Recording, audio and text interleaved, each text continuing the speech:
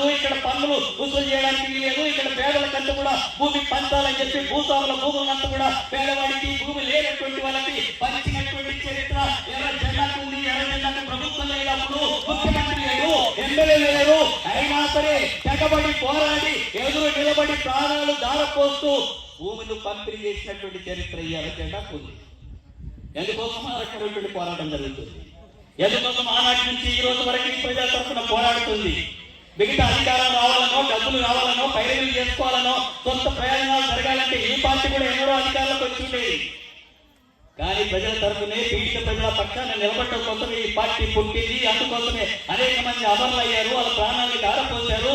అలాంటి జెండాను ముందుకు తీసుకెళ్లాలంటే ఇప్పుడు కాకపోయినా రేపైనా సరే ఈ పీడిత ప్రజలంతా కూడా సంఘటితం చేసి ఈ దేశంలో ఎర్ర జెండా పాలన వచ్చి తీరుతుంది. ఆ పాలన తీసుకురావడం కోసమే ఈ రోజు మనమందరం కూడా పనిచేస్తున్నాం, ఆరక్షణ కూడా పోరాటం నిర్వహిస్తున్నాం. అందుకనే మిగతా పార్టీలంటే మనకు వ్యతిరేకత కాదు, కోపం కాదు.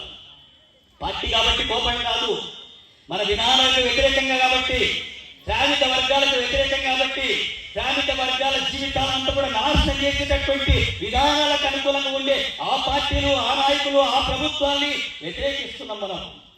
అలాంటి పద్ధతుల్లో మనం రాజకీయాలు చూడాల్సిన అవసరం ఉంది. అందుకే నేను ప్రజానికాన్ని విజ్ఞప్తి చేస్తున్నాను, పార్టీని ఆరోగ్యంగా చూడండి. ఎవరి పక్షాన ఏ పార్టీ నిలబడుతుంది, ఎవరి హక్కుల కోసం